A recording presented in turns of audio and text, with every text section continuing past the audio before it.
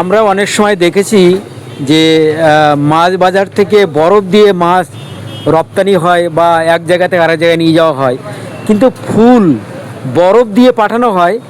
কিভাবে বরফ দিয়ে ভিন রাজ্যে পাঠানো হচ্ছে তার প্যাকিং চলছে এখানে। এটি হচ্ছে নদিয়া জেলার ধানতলা বাজার, ফুল বাজার, বিখ্যাত ফুল বাজার। এখানে বিভিন্ন ধরনের ফুল রপ্তানি হয় বিভিন্ন রাজ্যে। তো এই সকালেই আমরা দেখতে পাচ্ছি যে এখান থেকে প্যাকিং হয়ে যাবে ভিন রাজ্যে, বরফ দিয়ে পাঠানো হবে। তো তারই প্রস্তুতি চলছে। এখানে যারা রয়েছেন, কাজ করেন, তারা এই কাজটা করছেন, বরফ দিয়ে পাঠাবেন। এই যে কিভাবে বরফ দিয়ে পাঠানো হয় তার এই যে প্রথমে একটা প্যাকিং বক্স এখানে দেখা যাচ্ছে, প্যাকিং বক্স। এই যে প্যাকিং বক্সের প্রথমে ফুল এরকম সাজানো হয়। তো এরপরে এই ফুল সাজানোর পরে এরপরে এখান থেকে কাগজ দেওয়া হয়, এর উপরে কাগজ দেওয়ার পরে তারপরে আবার বরফ দেওয়া হয়, টুকরো টুকরো বরফ কাটা হয়, সেই কেটে সেই বরফগুলো দেওয়া হয়, প্যাকেট করে দেওয়া হয় প্লাস্টিক, যাতে বরফের জলটা যাতে না পড়ে সেই ব্যবস্থাও করা হয়। করার পরে এরকম তারপর খবরের কাগজ দিয়ে আবার মোড়া হয়। এরপরে আবার ফুল যায়, আবার বড়, এইভাবে 3-4 দফায় এরকমভাবে করা হয়। তার প্রস্তুতি চলছে। এই পাশাপাশি আমরা দেখতে পাচ্ছি একটা বক্স প্যাকিং করা হয়ে গেছে। এটা কোথায় যাবে দাদা? এটা কোথায় যাবে? বেনারস যাবে, বেনারস যাবে এটা। মানে এই যে এখন প্যাকিং হচ্ছে, এটা কখন পৌঁছাবে? এটা এখন পৌঁছালে সকালে পৌঁছে যাবে। সকালে আপনার কালকে সকালেই পৌঁছে যাবে, মানে একটু পরেই লরি আসবে। তার মানে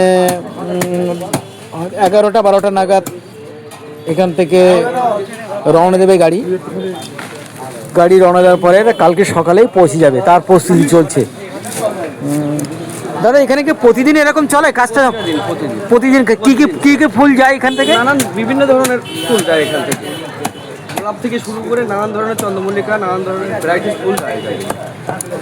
চন্দ্রমল্লিকা, বিভিন্ন জাতের চন্দ্রমল্লিকা, সেগুলো যেমন যায় তেমনি গোলাপ যায়। গোলাপ, এখানে একটা গোলাপের বিশেষত্ব রয়েছে যে বিশেষ করে ব্যাঙ্গালোরের যে গোলাপটা এখানে খুব চাষ হয় আমরা দেখেছি। তো কেন ব্যাঙ্গালোর গোলাপ দামটাও বেশি? যে আমাদের দেশীয় যে গোলাপ, সেই গোলাপের কিন্তু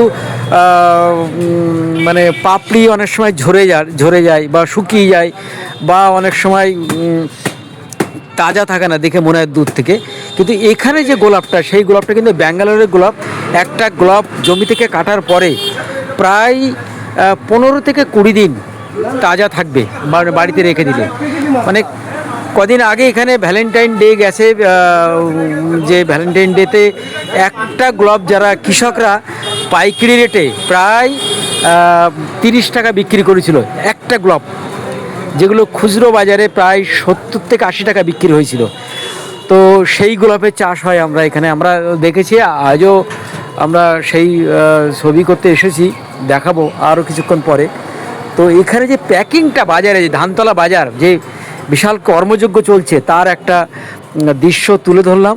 এখানে বিভিন্ন ধরনের ফুল এখানে প্যাকিং হয়, পাশে সারি সারি রয়েছে, এখানে প্যাকিং চলছে বিভিন্ন জায়গায়, যে প্যাকিং চলছে।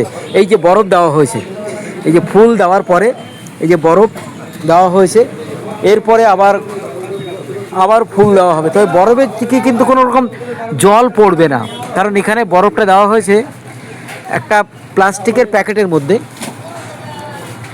ওই যে বরফ আনা হচ্ছে, আরও এরকমভাবে বরফ আনা হচ্ছে, এবং